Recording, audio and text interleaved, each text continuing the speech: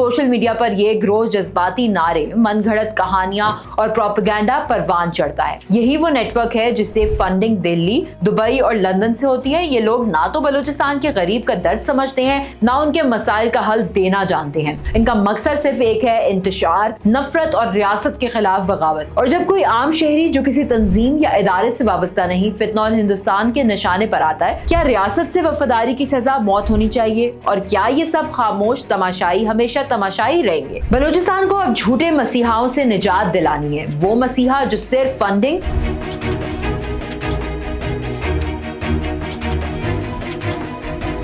बलूचिस्तान के जिला लोरा लाई के इलाके सर डाखी में पेश आने वाला अलमनाक वाकया महज दो बेगुनाह भाइयों उस्मान तूर और जाबिर तूर की शहादत का सानिया नहीं, बल्कि ये वाकया फितनौल हिंदुस्तान के भयानक चेहरे और उसके सहूलतकारों की मुनाफिकत को पूरी शिद्दत के साथ बेनकाब करता है। ये वो सच है जो रियासत पाकिस्तान के खिलाफ मुनज़्ज़म झूठ की दीवार को गिराने के लिए काफी है। ये मजमून मोमी बलोच के अंदाज में इन अनासिर को बेनकाब करता है जो बलूचिस्तान के अमन के दुश्मन बन चुके हैं। उस्मान तूर और जाबिर तूर कोई रियासती एहलकार या किसी ऑपरेशन का हिस्सा नहीं थे। वो ना वर्दी में थे, ना हथियारों से लैस, ना किसी ताकत के मजहर। वो तो सिर्फ अपने वालिद की आखिरी रसूमात में शिरकत के लिए कोयटा से दुनियापुर जा रहे थे। एक ऐसा सफर जो किसी के लिए भी जाती और मुकद्दस होता है, लेकिन ये सफर फितनौल हिंदुस्तान के पालतू दहशतगर्दों DLA के लिए एक निशाना बन गया। ये एक मंसूबाबंद टारगेट किलिंग थी जिसका मकसद सिर्फ दहशत फैलाना नहीं, बल्कि ये पैगाम देना था कि कोई भी शहरी किसी भी वक्त कहीं भी महफूज नहीं। अगर वो रियासती बयानिए से हटकर खामोश रहना चाहे, ये शहादतें एक बार फिर साबित करती हैं कि फितनौल हिंदुस्तान बलूचिस्तान में सिर्फ दहशत नहीं फैला रहा, बल्कि पूरे माशरे की नफ्सियात को मस्क कर रहा है। इस वाक़े के बाद सबसे पहला सवाल यही पैदा होता है कि वो तमाम नाम नेहाद इंसानी हकूक के अलंबरदार कहाँ हैं जो हर रियासती गिरफ्तारी पर चीख चीख कर दुनिया को सर पर उठाते हैं। ईमान मजारी जो अक्सर बलूचिस्तान की खवातीन की आवाज बनने का दावा करती हैं, क्या उनकी वालदा की आहें उसके कानों तक नहीं पहुंची? क्या ये औरत इंसान नहीं? क्या इसका दर्द नहीं? इसी तरह बलोच यूथ कांग्रेस,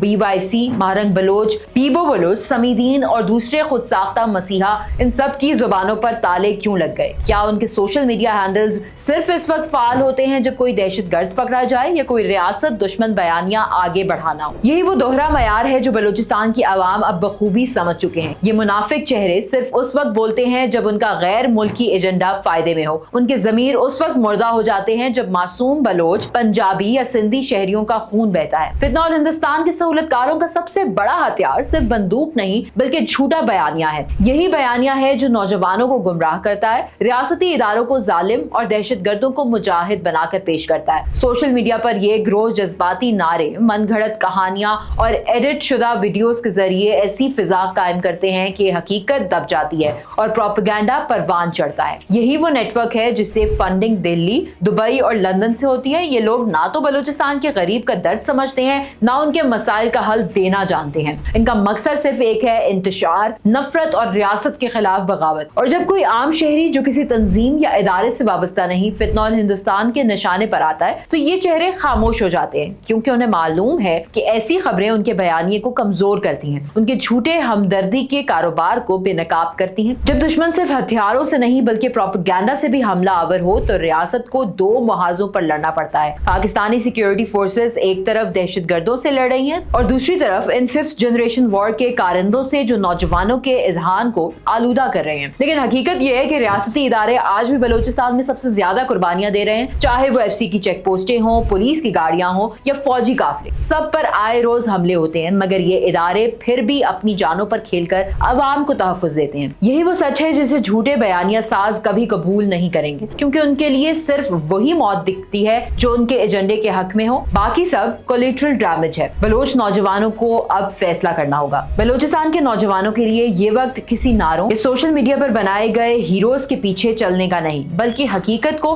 देखने का वक्त है। सवाल ये है कि क्या हम ऐसे अनासिर के साथ खड़े हों जो हमें रियासत से काटकर दुश्मन के हाथों बेचना चाहते हैं, या हम उन इदारों का साथ दें जो हमारी हिफाजत के लिए दिन रात अपनी जानें कुर्बान कर रहे हैं। मोमी बलोच के नजदीक जवाब वाज़ेह है। बलोच नौजवान तालीम, तरक्की, अमन और रोजगार चाहते हैं, ना कि खूनरेजी, नफरत और झूठे वादे। इनकी मंजिल गवादर की रोशनी है, ना कि कोहलो या मच की गारें। उनका मुस्तकबिल कोडिंग और कंप्यूटर साइंस है, ना कि बम्बार जैकेट्स और खुफिया पनागाहें। उस्मान तूर और जाबिर तूर की शहादत कोई आम वाकया नहीं, ये बलूचिस्तान के उन गुमशुदगा और खामोश शोहदा की सफ में शामिल हो चुकी है जिन्हें दहशत गर्दों ने सिर्फ इसलिए मारा कि वो पाकिस्तानी थे, आम शहरी थे और दहशत गर्दों के बयानिए से बाहर थे। उनकी लाशों ने कई सवालात खड़े कर दिए। क्या सिर्फ बलोच दहशत गर्द की मौत पर बैन करना काफी है? क्या रियासत से वफादारी की सजा मौत होनी चाहिए? और क्या ये सब खामोश तमाशाई हमेशा तमाशाई रहेंगे? बलूचिस्तान को अब झूठे मसीहाओं से निजात दिलानी है, वो मसीहा जो सिर्फ फंडिंग और शोहरत के लिए बोलते हैं, और वो भी सिर्फ अपने मतलब के वक्त। बलूचिस्तान में एक नया शऊर बेदार हो रहा है। नौजवान अब सिर्फ नारों पर नहीं चलते, वो हकीकत पर नजर रखते हैं। उस्मान तूर और जाबिर तूर जैसे शोहदा की कुर्बानियां रायगा नहीं जाएंगी, क्योंकि उनके खून से वो सच उभरा है जिसे कोई फितना,